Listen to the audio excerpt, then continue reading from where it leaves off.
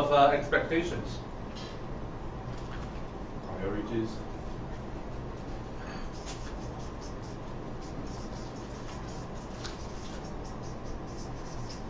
Priorities. We can see if that thing is on.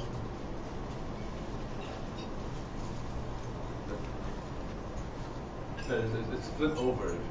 It's flipped over. This thing here? Yeah. Is it turned on? Can flip over. The red dot? Yeah. Okay, good. Okay, right. Last minute changes, expectations, managing priorities. What else? What else do we face? Asking for resources. Asking for what kind of resources? Like money, budget. Ah, you ask them for resources, okay. I thought your boss asked you for resources.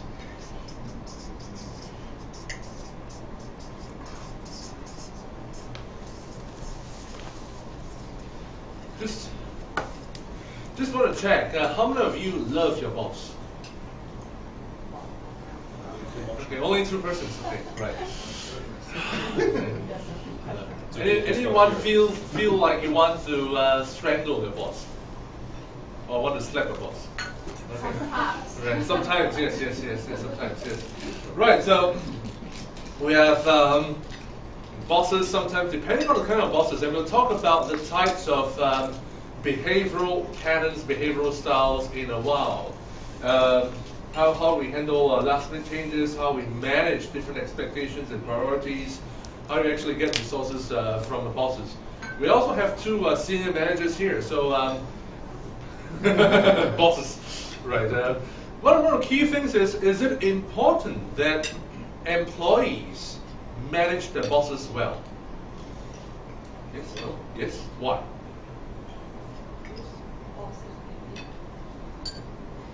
Bosses are busy, yes, and bosses are human beings, yes. What else? Well, the thing about, we talk about the topic, how you lead and manage your boss. Does it mean that if your boss is the boss of a company, does it mean that the boss is the leader of the company all the time?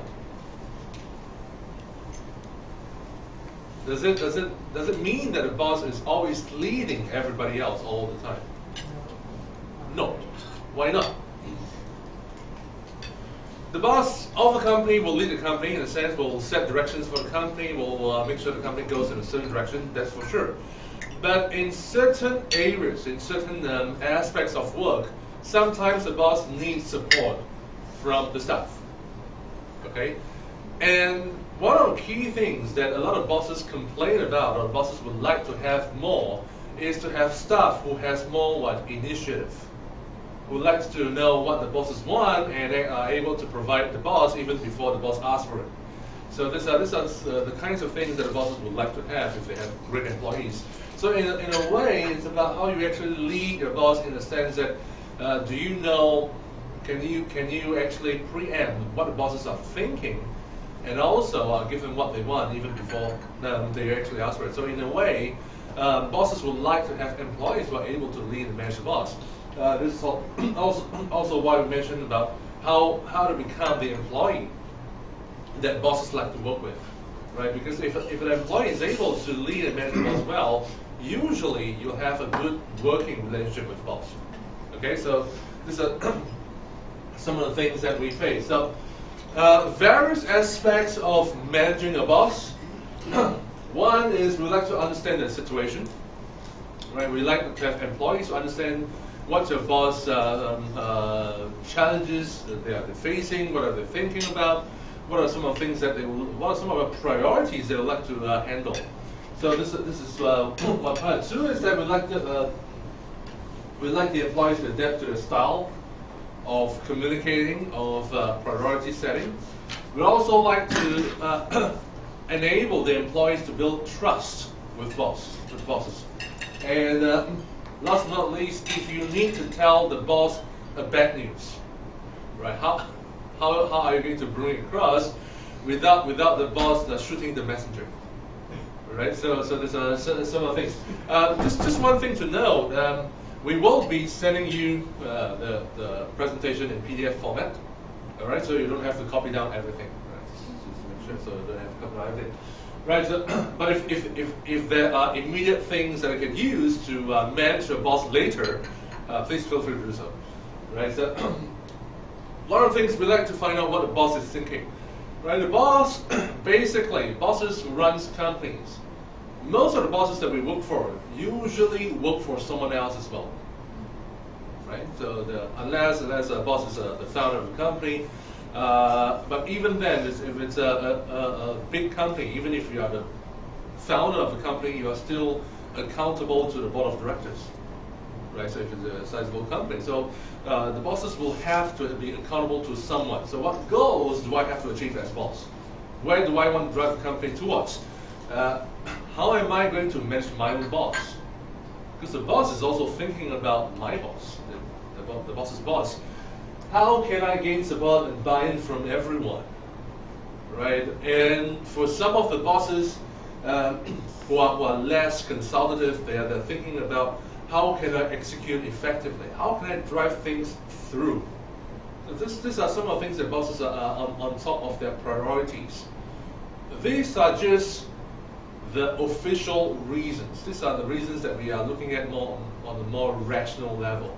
If you are looking at things from a more personal level, this is what the bosses are thinking. Number one, no, I delegate to you, but if you mess up, I get blamed as a boss. Right, so this is the responsibility comes to the boss. Two is that I hope nobody figures out that I don't have all of the answers or any of the answers. Right now, we work and live in an age where everything is moving very quickly. There's a lot of information to be handled. So bosses don't have all the answers. And sometimes bosses are afraid that people know that I don't have all the answers. I earned this position in the organization, and either I need to keep my position or I need to figure out how to get to the next level. Bosses are also looking at career development as well. Okay, so in a way, bosses are looking at, please don't mess up, because if you mess up, it will affect my position. Okay, so these are some of the things that bosses will be concerned about from an organizational point of view as well as from a personal point of view. So these are some of the priorities of the boss. So one of the key things that if you want to be an employee that bosses love to work with is know what is your boss's priorities. Or what are your boss's priorities? What are the things that they want to achieve while they're working here? Normally in an international company, how long does the boss stay in the company? In an international company, the bosses come, and then after a while, either they get promoted or they get posted somewhere else. Right? So bosses come and go. So what will be the usual tenure of a boss in an international company in China? 10 years? No. 3, 4 years? Okay, usually around 3 to 5 years. Of course, there will be exceptions that are longer, right? So, but around if you have bosses that the tenure is around 3 to 5 years, sometimes for the bosses, whether the boss is a foreigner or an expat, or whether the boss is a Chinese, doesn't matter. If the boss is in the same position for more than 5 years, usually it means that the boss has got a career problem. That you're stuck in that position. You can't move anywhere. You're stuck there. You can't go up. You can't get posted home. You're stuck there forever. So more often than not, bosses are looking at what will be my next career plan. So that will be the concern. So bosses will think about, in order to get to my next career plan, what do I want to achieve during the time I'm here? So whether it's 3, 4 years, 5 years, or longer, what are some of the key priorities I need to achieve while I'm here, so that it looks good on me, so that it looks good on the organization, so that it looks good to the bosses up there, upstairs, right? So these are some of the things that bosses will want to make sure that they're achieved. So the first thing for any employee, if you want to know how to work well with the boss, is to find out what are those priorities. Right? And how do we find out? How do we know what are some of the priorities that our bosses want?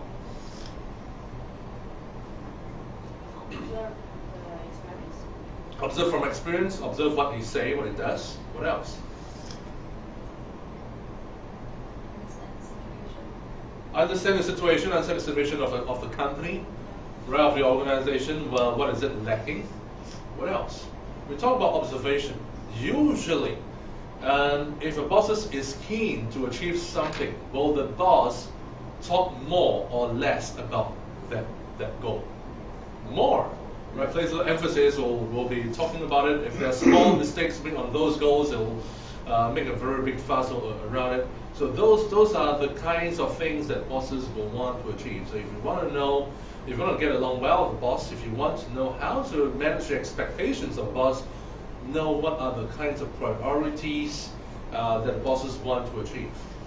Now, do bosses sometimes have unrealistic what I call expectations or goals? Yes. Yes, of course. Right. Then how do you manage that?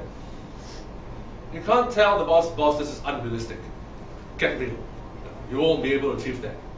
Yeah, and the boss will distribute, right? So you can't tell that it's too direct. So how do you manage that?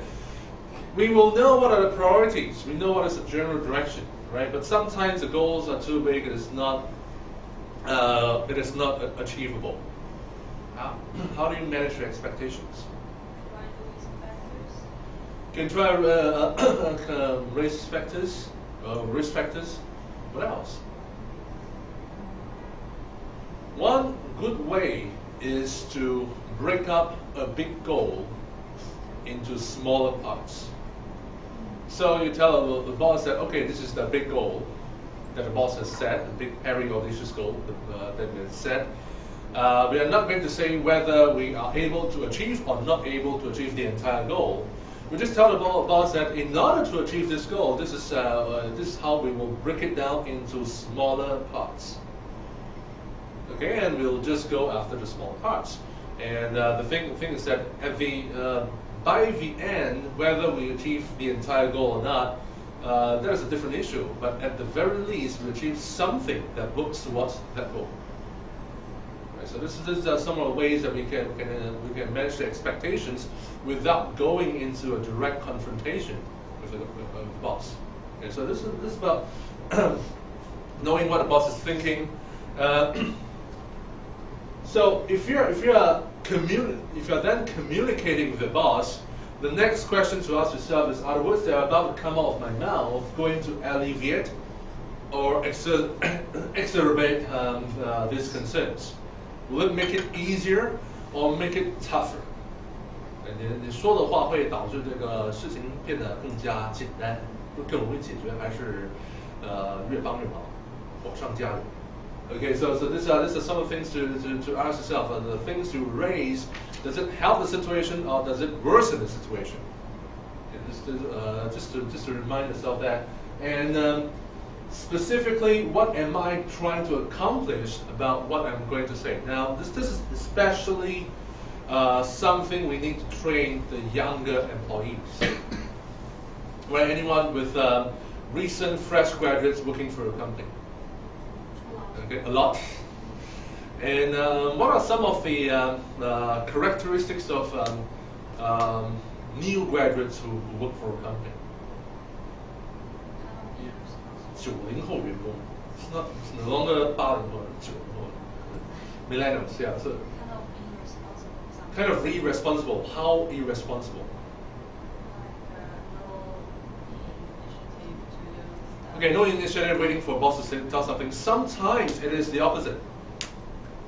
Sometimes young employees, they tend to want to prove themselves. They tend to want to show the bosses how smart they are. Okay, so this young employees just want to prove they're smart. And sometimes the boss may be setting a goal that is too big, that cannot be achieved, or it's not really that realistic. or sometimes the boss makes certain decisions that may not be the best decisions anyway. And some young employees sometimes try to prove that they're smart by pointing out the boss's mistakes. Okay. Now, nothing wrong about pointing the boss's mistakes. It's about the way you choose to point out the mistakes. Are you pointing out mistakes because, what is it you want to accomplish? Do you want to help and make things better? So you point out mistakes and give suggestions on how else we can improve or do it better. So that's more positive. On the other hand, some people what they want to accomplish is to prove that they are smarter than their bosses. Right? And there are people like that, and young people sometimes are brash and fresh out of school and idealistic, and sometimes it's what they do. Right? So it's about specifically what do you want to accomplish? Do you want to upset the boss? Or do you want to help everybody in the company to improve things and make things better? Right. So that's what we want to do. So the next step is, how can we communicate better? How can we adapt to the communication styles of our bosses? So what we have here is, we like to just look into behavior. And the model we use is what is known as Belbin team role behavior, or Belbin team role profiling. Anyone heard about this term, Belbin? BLBIN, it's a British system. So basically, if you are looking at behavior is not personality, or personality constitutes only partly to behavior. The way we behave is made up of our partly our personality, partly about what we learn in the job, and interesting thing is this. Now, we have a few clients from some European companies, right? And the bosses, the China bosses of such companies basically has been China, and those who did well in China, right? On the one hand, the headquarters loved these bosses because they grew the company in China. Business was good, profits was good, market share was good, everything went well. So in headquarters, the bosses in China, the China boss was great.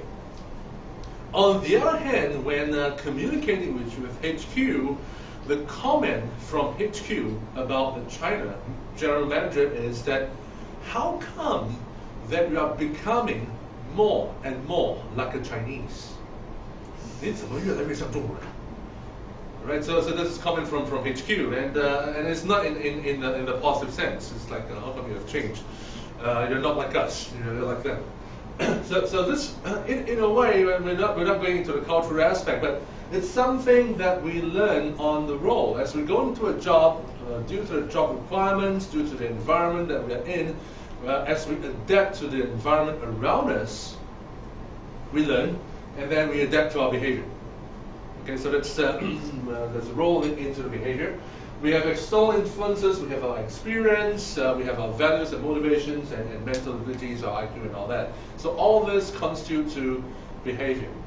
Right? And just to make this a bit clearer, we are not looking at something deep down. Imagine if this was a ship and this is the sea and we have an anchor.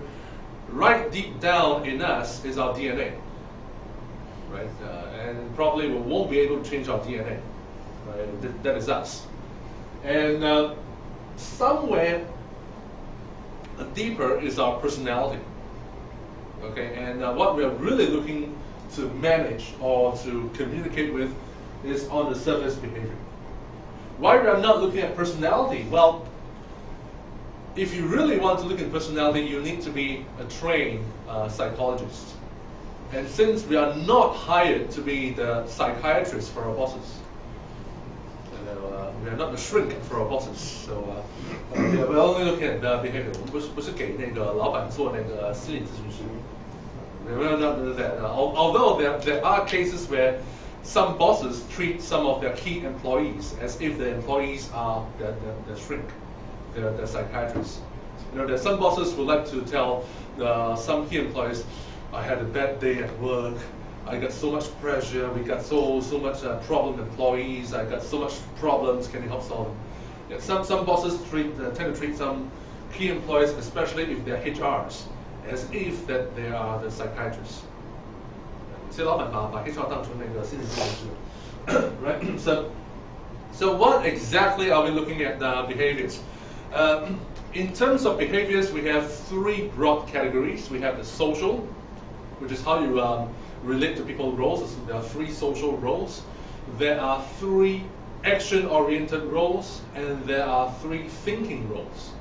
Right. So and in each category, there are three different roles. So I'm just going to go briefly what are those roles, and then I'm going to tell let us understand how those roles interact with one another and how we can actually understand our bosses or even our other colleagues in a more what I call multi-angle way. 各角度来看怎么是。So the first type of a social role is known as a resource investigator. Okay, we have over here the symbol of a telephone. Right. These are the people who like to talk to other people. These are the people who like to look for new resources. These are the people who are optimistic, who like to find out what are the information and resources that is out there. The key thing here is these are the people who want to find resources that is out there. They're not looking at within the company, within the work role. They always like to explore external environments. So they are very extrovert. So these are the enthusiastic, communicative, and develops outside context, outside opportunities kind of person. Right. So this in every role, there are the pros and the strengths and the weaknesses in every single role. Right. So potentially, these people are great in exploring external resources, external opportunities, external contexts. If you want to go from Shanghai to say somewhere in Europe, this person can find for you at least three different roads, three different airlines flying on three different roads in three different timings, different pricing, etc. for your choice. Right. So this they're very good at looking at resources. They're very good at communicating with others. The downside, though, for a weakness is they can be overly optimistic. What I mean by overly optimistic, the boss says, we need to do this. We have a tight deadline. We need to deliver by end of the week. Can you do it? And what will this person say? Absolutely. Absolutely, I can deliver by tomorrow. Okay, and eventually no, too many things. And then also these are the people who tend to get easily distracted. Right? They can respond very quickly, but if it's work that requires more thinking, more preparation, of what I call a lot of solitary work, they tend to get distracted a lot easier. Okay, so these are the kind of people, and to the extent sometimes some of these people, when we need to write a report, when we need to do something that needs a lot of thinking and planning, do we want to work in a quiet environment or a more noisy environment? We need to do some thinking, some planning to write a report or do some planning. Quiet environment most of the time, right? We will definitely want to have a quiet environment. For some of the resource investigators, they either need to turn on the TV or the radio or something. Right? It's not like noisy as in chaotic noisy, but there sometimes needs to have some kind of a stimulus to, as if there's someone talking. But they don't really want to have someone talking to them because that will really distract them from work. But there must be some background communication, not related to them, but some kind of background communication, just to simulate as if they are working in a group. Right? So in some cases they're like that. Second part is a coordinator, and we have the icon of a conductor of a symphony. Right? So they have a conductor. So this is a person that is calm, confident, clarifies goals, promotes joint decision making. This is a person that builds consensus. Right? This is a person who gets buy-in from everybody else towards a common goal. Right? So some of some of the leaders are like that. Now I believe that this could be a trait in one of the greatest leaders of the 20th century that has just passed away, who is Mandela, Nelson Mandela, right? You have a goal, you're able to win support, all around support from everybody else. And the good thing about Mandela is that not only he's able to win support from all the blacks, he's also able to win support from all the whites and unify the country. So these are people who are able to get consensus, get people to buy into what's a common goal, a common cause. Right? So these are strengths. The weakness is that sometimes they can be seen as manipulative because you're able to get buy-in, and you can actually tweak the buy-in into something else. Also, because as a coordinator, you are more like a consensus builder. You are less of a doer, right? Sometimes. So when you are less of a doer, what happens is that you tend to delegate work to someone else. And if you delegate work to someone else, sometimes if you delegate too much, what happens? You don't have work left for yourself. Right? So there's nothing left for yourself. So it offloads your personal work. The things that you're supposed to do, you delegate that away. And then you just stay in the office and play computer games. Or chat online, or do WeChat. Okay, so this is the possible weakness of a coordinator. Next one is called a team worker. Now, a team worker is different from team player. Everybody needs to be a team player. Just that a team worker is a specific terminology for someone who is cooperative, who is caring, diplomatic, sensitive, averts friction. Right? These are nice people who will care for your emotions, make sure that you're not upset, make sure that things are done nicely.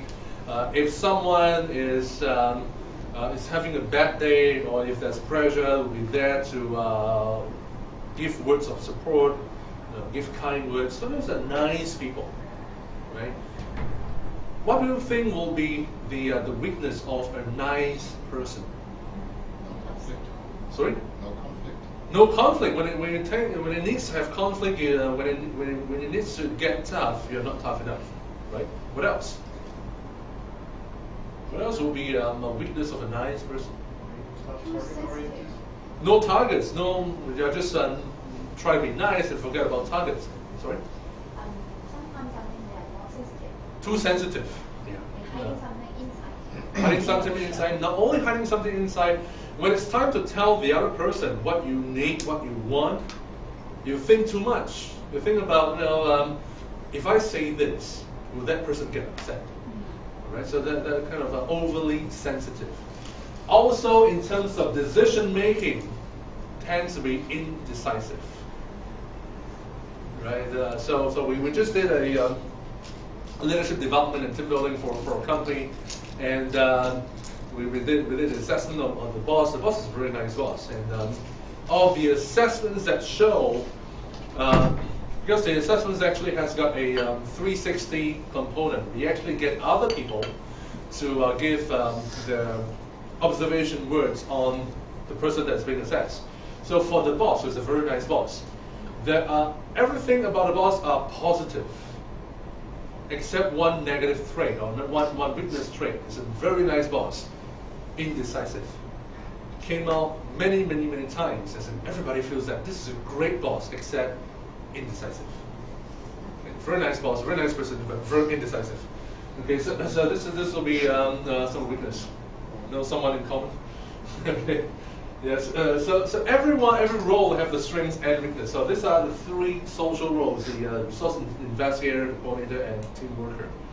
Then we have, later on I'll have a chart that shows everything. So I'll just go them in detail about. These are the task-oriented or action-oriented roles. And the first one is a shaper. And the icon for a shaper is a whip. So whip people in place. Like, if you have a person wielding a whip and that person is a manager, what is the picture you have in mind? 如果你有一个经理，这经理是拿鞭子，会联想到什么情景 Go, go, go.？Go go go. For those who are more oriented in biblical or Western-oriented studies, the picture we have in mind probably is ancient Egypt or ancient Rome. You know, you have slaves to build the pyramid, and then you have the manager or the supervisor who whips the slaves. So, in a way, the slave driver. So, this is a challenging, dynamic, goal-oriented person. Very goal-oriented, very task-oriented. Pushes people to achieve goals, getting people to achieve the impossible. Right? The person that is likely to set a goal that you think is unrealistic, but eventually achieves it, tends to be a shaper. 如果一个老板他设的目标是你觉得是很不实际，但最终又达到，那通常都是 shaper. So this will be I should never ever go into a direct confrontation with a shaper boss. You will get killed, right, or get whipped. This is shaper boss. So the downside is you're prone to provocation, prone to confrontation. These are people who like to challenge, and because of the liking to challenge, they tend to take up challenges even when it's not necessary, or even when it's not something that they should be concerned about. Okay, so it's overly driving, overly trying to challenge something, right? And sometimes overly argumentative. This is the shaper kind of boss. The good thing about shaper boss is that if you need to drive results, if you need to produce results in a short time with limited resources, this is the guy that can do it. So there are pros and cons. Now, who in recent memory, who is one kind of boss? I mean, not all bosses, but one kind of manager, one kind of corporate leader that can achieve a lot in a short period of time? Anyone that comes to mind? Steve Jobs, right? Steve Jobs has got a shaper role, and later on we'll look into the psyche, the behavioral styles of Steve Jobs. It's more to Steve Jobs than just a shaper. Okay, so that's one part. The other action-oriented role is the implementer. Right, these are the people who like to turn plans into actions, who like to have action plans, who like to map out a procedure of doing something. So these are the people who are disciplined, organized, efficient, turning ideas and plans into actions. They are the ones who, they're real doers. The downside of that is sometimes they can be inflexible. Anything that you ask them to change the action plan, they are very reluctant to change. They've planned it, this is the way it will be done, and they don't want to have last minute changes. Right? So if you're an implementer person, and your boss somehow likes to have last minute changes, that will drive you crazy. Right? You plan it, this is the way you do it, and the boss says, well, hang on, I'm going to do these changes. And drive you nuts, right? So these are typical implementers is what we see in a lot of production managers. Why you have a production target? You need to get the right people, the right machinery, the right procedures, and you have the right output, and then you need to manage quality as well. So these are some of the things that you need to have fixed procedures, right? Not only in terms of what to do, but also the sequence of what is going to be done. Then you can have a good product at the end. So you need to have good implementers, especially for production managers. So it serves the needs, just that there are some potential weaknesses when you overdo it too much. Thirdly, you have the completer finisher. These are the perfectionists. These are the people who are accurate, conscientious, and very meticulous. They want nothing but perfect. Why is it that Steve Jobs tend to drive people crazy in his own company? It's because not only he's a shaper, he's also a perfectionist. And so when you work for a boss, if you work for a boss that has this three combination together. It depends on how optimistic you are as a person. Right? If you are, if you have a boss that is a shaper, want to get things done. I have this goal. I want to get this done. I want to push you to do things. 2, I want it done in a certain way. The procedures are non-negotiable. You need to follow a certain way to get it done. 3, it must be perfect.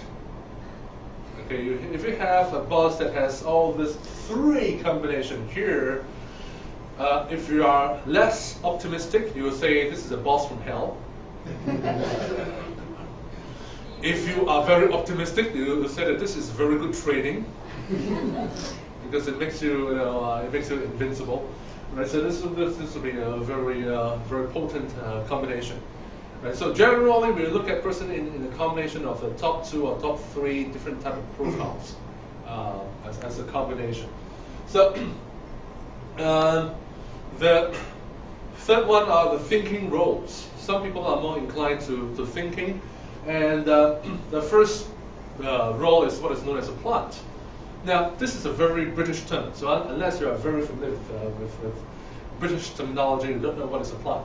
Because in the American term, a plant is a spy, which is not in that sense.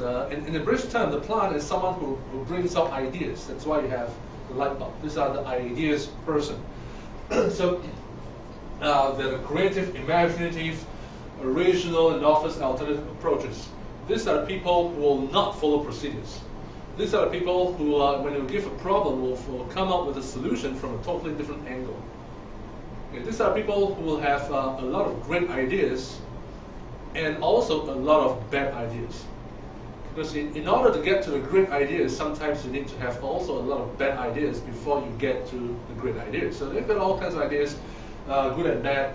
And we talk about Steve Jobs. Steve Jobs is a combination of the plant. In fact, Steve Jobs' biggest, most prominent role is most likely to be the plant. Why? Because he is always using the words like vision. You must share the vision. We need to create a future. We need to put a dent in the universe. And so these are more plant kind of words. And then he is a perfectionist, a completed finisher. And finally, he's a shaper. So it's in a way also a potent combination. That's why you have a person like Steve Jobs.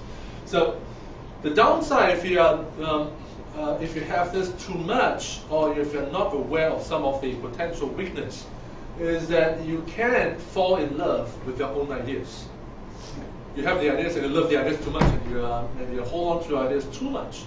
The ideas, although no matter how good it is, it may need some modifications, it may need some adaptation.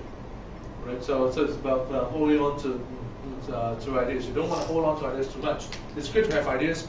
Some of the ideas are great, some of the ideas you need to let go. 2 is the monitor evaluator. These are the logical, analytical, discerning, and makes decisions based on facts. This is the person who will evaluate things rationally, or try to be as rational as possible. When a plant gives the idea, the monitor evaluator will give the evaluation. What are the pros, what are the cons, how can we modify them? Right? The downside for the monitor evaluator is they only evaluate, they only analyze. They don't make decisions. Right? So when it comes to say, okay, so should we go for plan A or plan B? The monitor evaluator will tell you, oh, plan A, the pros are, and the cons are. For plan B, here are pros and cons. You ask them, so should we go for plan A or plan B? They'll tell you, I don't know. These are the analysis you decide. Okay, this is the monitor evaluator. They don't make decisions, they only make analysis and evaluation. They also sometimes can be overly critical. Sometimes the monitor evaluator will tend to look at the cons much more than the pros. Right, so we have the second type of person. The third one is what is known as the specialist. These are single-minded, motivated by the pursuit of knowledge. These are people who are very in-depth, want to understand a lot of things within a given field. Right? They're in-depth. They know a lot, but only with inside a certain field. So The negative part is that they may only contribute on a narrow front. And sometimes if this person is a manager, they may not be concerned about what's happening in other departments. They're only concerned about their own departments. They forget about that their department is working in relation with other departments. Whatever happens in other departments is going to affect you and vice versa. And so especially sometimes it's just looking way too much internally and forget about that you work in a team. You work with others. Right, so these are 9 roles. And just to make sure that we have everything in a page, we have this chart over here. Out of 9 roles, 8 of them has got a opposites. Right? So opposites does there are 2 meanings to opposites. Opposites can be you can't get along well with a certain person. So if, let's say, you are a resource investigator, you like to investigate opportunities, and on the other hand, you got someone who is a computer finisher, want to have a perfect completion of a certain thing. On the one hand, these 2 persons may not get along well because they are looking at diversely different focus. On the other hand, they are also perfect complements. Because if you are just a computer finisher, you're just perfecting your own thing, you forget that there could be a better way, or better resource, or better content out there that will make you make a much better perfect thing. If you are just purely exploring opportunities out there, you forget about getting the opportunities and putting them into something that is perfect, or something that is complete. Right? So these 2 persons has got distinctly different strengths. They can either fight or they can find a way to complement one another. Right? So the exception is the monitor evaluator, which is just impartially, which is there's no clear direct opposite. The rest all has got an opposite. So we mentioned about the resource investigator having the opposite as a computer finisher. The shaper who whips people, the complete opposite will be the team worker who supports and says nice things to people. Think about it. If you have a shaper boss,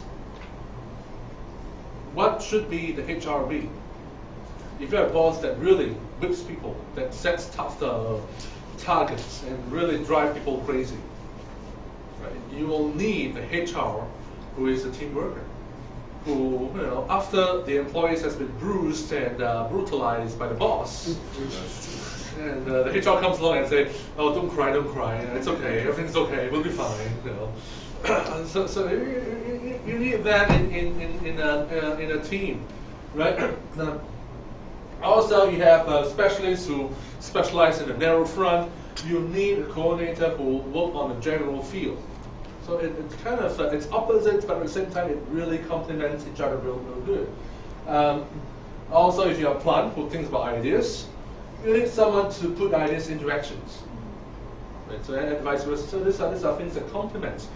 Now, it's unfortunate that we don't have the opportunity to do the assessment for today, but there are ways to more or less kind of find out roughly what will be your boss's profile, and what will also be your profile, and kind of find out where do you actually complement your boss, and how is it that you can actually get along well with the boss.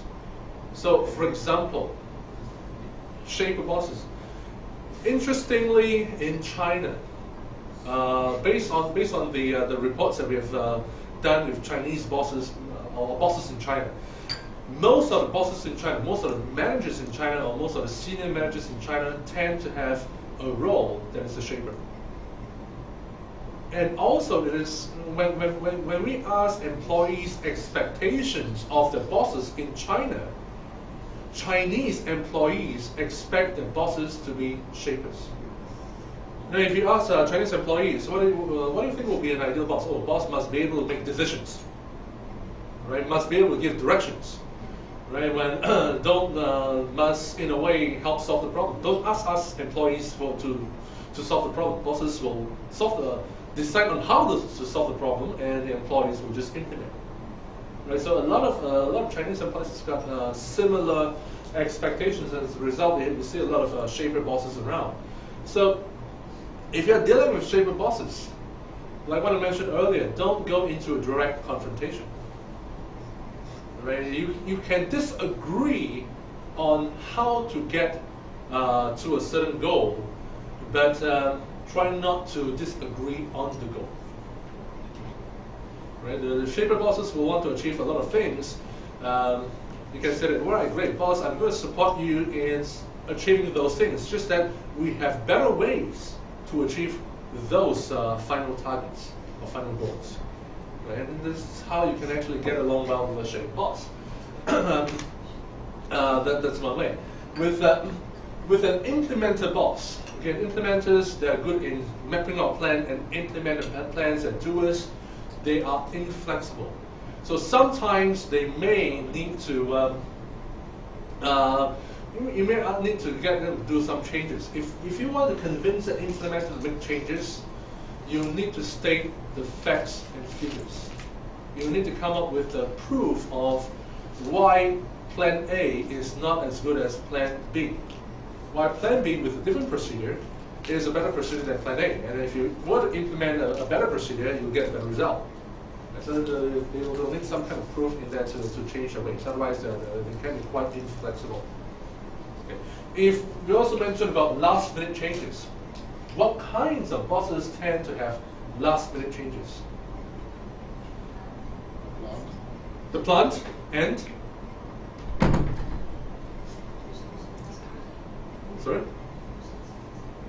resource investigator. The plant and the resource investigator tend to have a lot of last-minute changes. Why? Many ideas. Plant will think of a new idea. The resource investigator will find a new idea from a plant, right? So there'll be always new ideas, and say, okay, there's a better idea, there's a better way. So there's the last-minute changes. So what these two bosses need, again, is from colleagues to kind of orientate them to say, okay, what is the goal we want to achieve? We know that it's a great idea, but at this moment, if we were to incorporate that new idea into it, will it be detrimental to the goal that we want to achieve?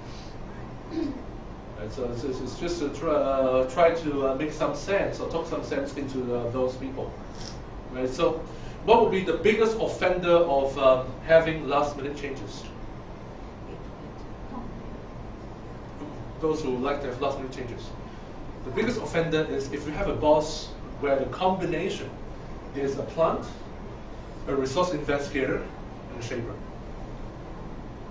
Right? If we talk about we are made up of top 2 or 3 roles, so if the boss has got a combination roles of a plant, resource investigator, and a shaper, right? That makes the last-minute changes less negotiable because they're a shaper. They want to get it done. Right, so if you have these 3 together, it makes it can create a lot of challenges for colleagues. Right, so again, it's about trying to talk some sense as in what is the goal we want to have. Some changes are doable, some are not, and it's not because that we don't have the resources to do it, we don't have the ability to do it. It's just that at the last minute, if you were to institute some changes, if we are not able to do it well, we may not be able to achieve the goals that we want to. Right? The other thing is, if you know that the bosses are the kind of last-minute changes person, then you probably will need to be more flexible. We mentioned that behaviors are part of role learning. So if you know that the bosses are the kind that makes last-minute changes, what we probably need to do is to think about how we could actually learn on the role and anticipate there will be changes. Right, so that's something that we probably will need to do. And sometimes we probably want to preempt our boss to say that, well, this is a plan. What do you think will be some of the changes to the plan? So let's say you are able to change things if the boss gives you at least around 3 days notice, just for example, depending on what kind of thing it is. But just to give an example, you probably can change certain things if the boss gives you something like a lead time of at least around 3 days. But if the boss gives you a 24-hour notice to change something, that will drive you crazy, right? So there is some things we need to do. So, and the last 3 days, instead of just saying that, oh, the boss didn't give me anything, I'll just go ahead and do it. What you can do is to ask the boss. So, boss, this is a deadline. This last 3 days, if you need any last minute changes, inform me by today, or else I won't be able to do it. Right? Sometimes you need to preempt the boss to say that it's not because I don't want to do it, but there are some things that I need to coordinate. If you tell me at the very last minute, it will screw things up. But if you tell me now, which is about 3 days in advance, I can do whatever it takes to do a good job for you. So it's something that can preempt the boss and let the boss know that if there's some great ideas or crazy ideas, tell it now and not at the very last minute. Right? So this are some things to do. Now, what will be the best kind of bosses to work with? Which role around here will be, if that boss has got one of these roles, will be one of the best bosses to work with? You mean for the personal? Or For the employee, or for the employee. team worker? Team worker, maybe not, because team worker can be indecisive. And sometimes we need the bosses to get tough or make a decision. So it's not team worker. Implement can be inflexible and coordinator. Why? Because if you are really a good coordinator, you won't have last minute changes. The bosses know how to coordinate. Right? The bosses will gain support. Even if there are last minute changes, everybody is being informed. You can buy in anyway, so everybody just do their part. Even if there's last minute changes, everybody will just do that little part. It tends to transit more smoother. Okay, that's one part. Two is that the coordinated boss knows how best to delegate the right kind of work for the right kind of person. Okay, so in a way, as a boss, if you're an employee, the boss has got a coordinate trait. Generally, it's usually a great boss to work with, right? Right. Greatest coordinator. I'm a coordinator. So, the third part is how you actually make sure your boss trusts you. Now, does it mean that if you are honest and truthful to your boss will trust you? No. So how? How do you entice trust? Finish the task. Okay, and boss tells you to finish the task. What else? His or her priorities. Oh no, his or her priorities. Okay, but there are two aspects of trust in a professional corporate working relationship. One is the trust in your integrity.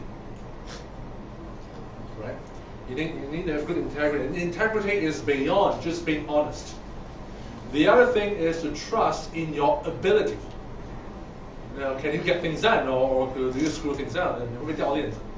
Okay, so there's two aspects. So generally, these are the things that you need to do when you want to build trust with your boss. The first thing is show you care. You care for your boss's priorities. You care for the communication styles, the behavioral styles of the bosses. So you care for that aspect of the boss. It's not about being nice to your boss. It's about sharing the same priorities as your boss. You know the difference? One is being nice. As in, that there are people who, unfortunately, in the very negative words, to say that there are people who like to suck up to their bosses. Right? So there are people who like to say nice things to the bosses. It's not that sense. It's about, do you know what the bosses want to achieve? What are their priorities? What are key concerns? Do you share those priorities? Right? Do you also understand the bosses have got a way to communicate and a way to behave, and how you actually manage the communication part? So this is a part of the caring for the boss. Right? Two is show you can. I mean, this is the trust in your ability. So if you say you can do something, you make sure that you tell the boss you can. What if a boss gives you something to do which you know you are not able to do? Be honest.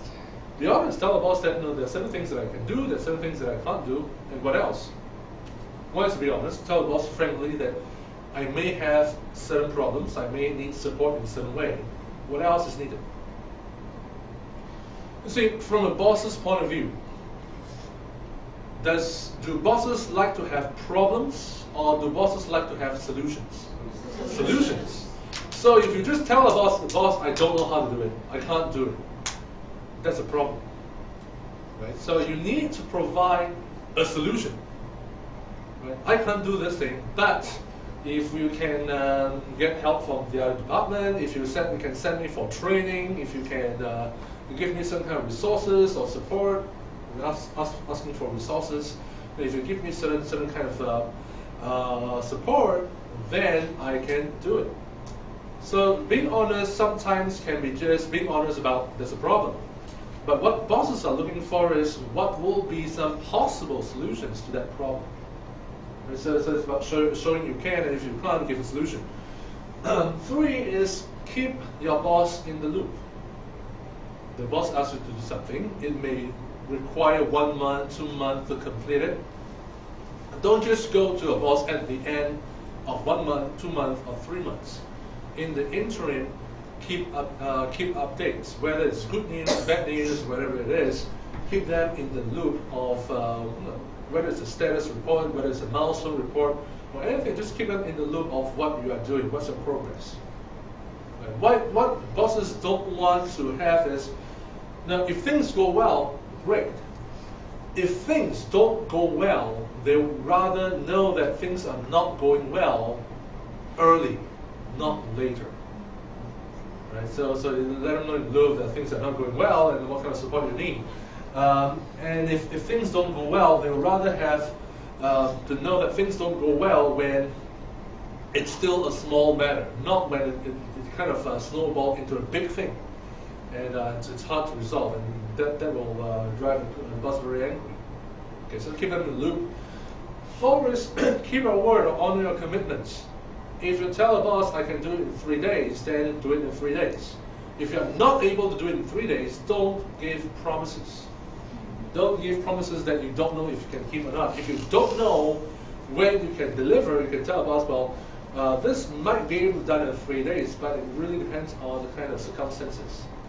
Right? We won't be able to say that it will definitely be 3 days, but that will be a rough estimate. Okay, so that's about keeping your word. Last but not least, say positive things. On 2 aspects. One is what do you tell about the things you say about your boss behind their backs. There are some people who don't like the bosses, and as a result, when the boss is not around, when during lunch with colleagues and everything and someone else, they will say, "Oh, the boss is an idiot. The boss is a tyrant." We'll complain about the boss in front of other